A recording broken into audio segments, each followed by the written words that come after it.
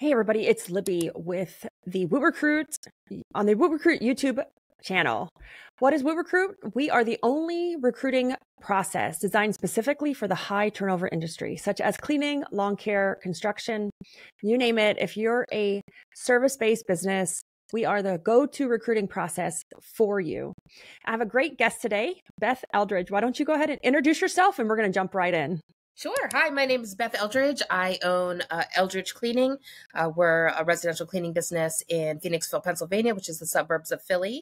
And we're celebrating 20 years in business this year. 20 years. Wow. Yeah. It goes by so fast, don't you think? It does. Oh my gosh, so fast. It's crazy. So we're going to jump in. Beth, I asked this question to everybody when we first start on the YouTube channel. And it is, what's the number one hiring mistake that you recall making? Oh my gosh. Triggered. Hashtag triggered here. There was somebody, I was going through some health issues and I needed to hire someone to help me out, just kind of run the business. And there was a woman who seemed completely qualified. She checked all the boxes, but in my gut, I knew there was something terribly wrong, but the people advising me said, to go ahead and hire her. And I knew it was the wrong mistake. And it was like so unbelievably bad. We had to turn over our entire staff. It was just a real nightmare. So just going against what I knew was a bad hire, but I had no idea how bad it was going to be. That's bad. And especially that you were getting advice or consulting advice. Yes, very expensive consulting advice. Yes. You said gut, right? And we call it gut. I do all these weird I do all these weird classes. And so I was in this class. Libby. And his name was Philip, and I can drop him in the show notes, but he's an older gentleman and he teaches that like our gut that we think that we're just going off a hunch is actually part of like our intrinsic mind. Like it's a actual brain. Yeah. It's more powerful than our brain in our head because it's goes from your gut, then to your heart, then to your brain is the way your thought process works. And it stems like a flower, the way he described it.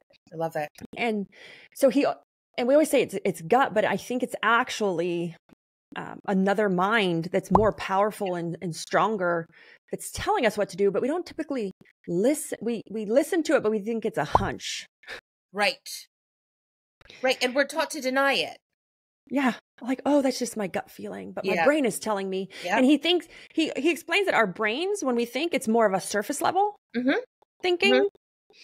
And that gut, that brain down in your gut is more of that like internal thinking. So interesting. It is so interesting. So bizarre.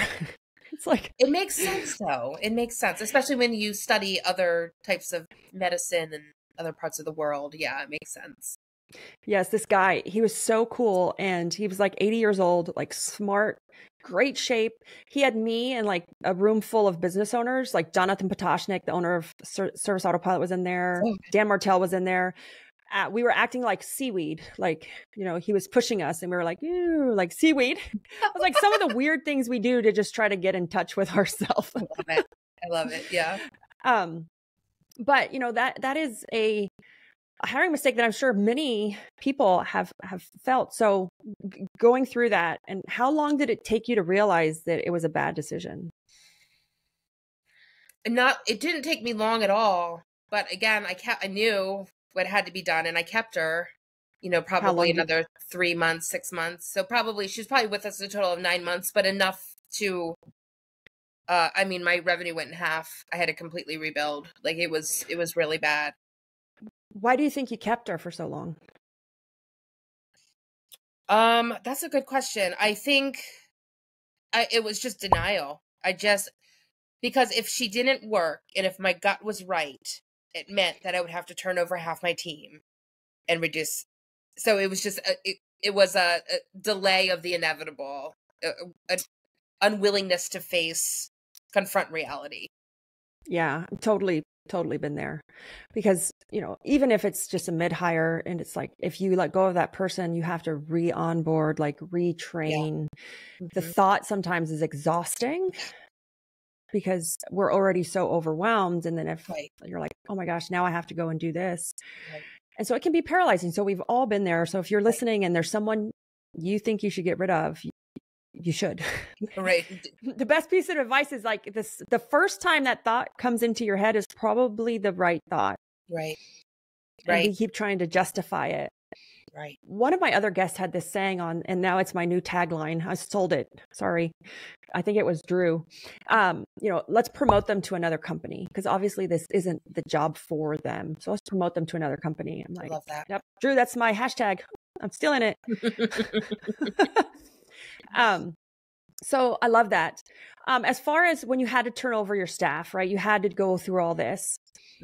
How did you really make sure that going forward, you were hiring people that were, like, you could call it whatever you want, culture fit, aligned in the values? Yeah. How did you make sure you did that going forward? Part of it was just really understanding the role I was hiring for. Because in a lot of ways, it was like cross my fingers, hold my breath, and hope that this person had the skills to do what I thought I wanted them to do.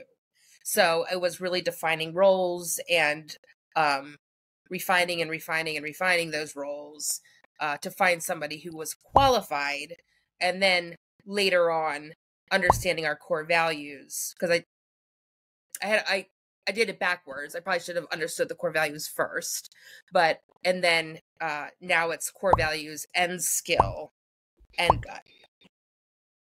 Nice. So core values, skill, then gut.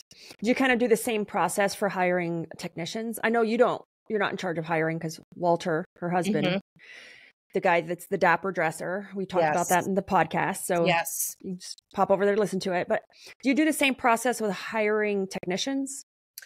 Core values, yes. His motto is, I can teach people how to clean. If they have the capacity and they have the core values, we can teach them how to clean. So he actually does pretty long interviews people will tell on themselves pretty quick. So, he'll hang on that extra 5 minutes that I would be like, that I didn't have time for when I was doing it. And he's usually pretty good. He's a good talker. Does he wear the ascot when he does interviews too, or no? Of course. And then I don't know if you know about his newest accessory. No. He has a dog that he takes everywhere. That's a real dog. A real dog. Yeah, a real dog. Is he holding it in one hand, like petting it with scotch in the other? With his ascot? The dog has scotch. No, I'm just kidding. Okay. No, but Teresa Magano got the dog ties. The dog does wear bow ties sometimes. So he has his newest accessory, the dog. But yeah, so I don't remember what the question was, but it's like, we'll move on to the next question. But you answered it. It's fine.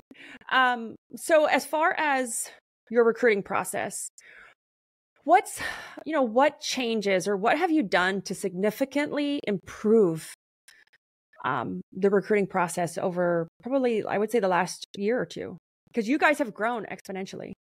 We have. Well, hiring Boot Recruit has been huge for us, just getting those qualified candidates in the door. And we love the updates that you've made. That's definitely the portal and all of that. Am I calling it right? Is it a portal? Yeah, it's the hub. Oh, the hub. Thank you. That's going to be the death of me and Chris, but yes, it's called the hub. Trying to change your customers to a different platform, like we're never doing this again. Oh, really? Yes. Well, Walter has enjoyed it. So what's changed in our recruiting? I think it's really the time he spends with them in the hiring process is really, and just if it's not a heck yeah, it's a no. So that's been the biggest change. And then really our onboarding, our training process, we've just really, we just have the best trainers Awesome.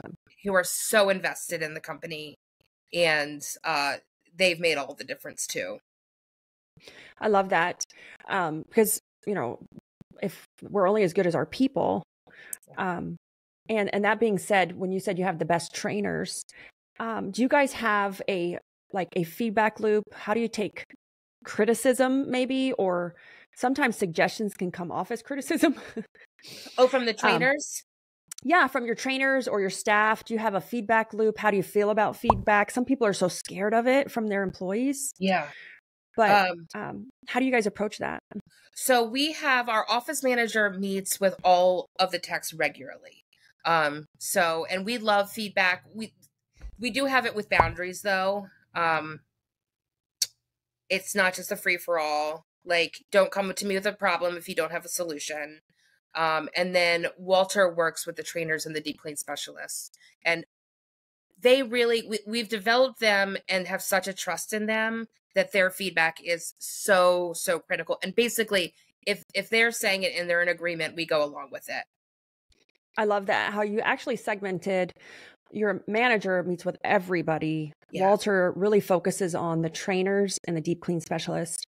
Yeah. Many people listening to this may not know what a deep clean specialist is. Yeah. What is that, Beth?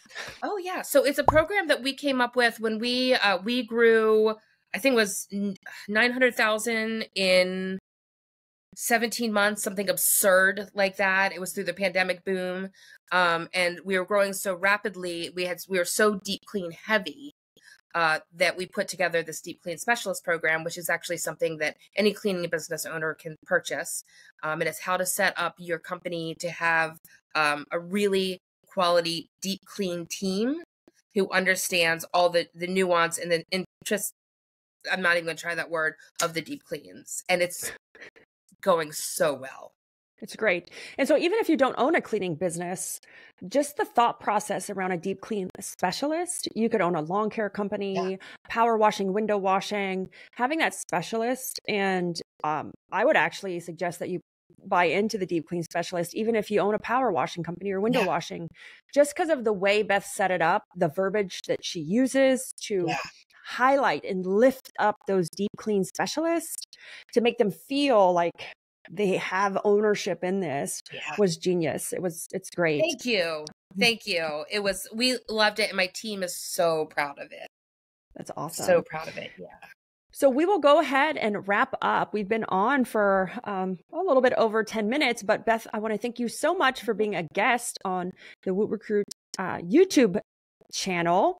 And again, guys, that's a wrap in today's episode. It was my pleasure guiding you along with Beth through the ins and outs of effective recruiting.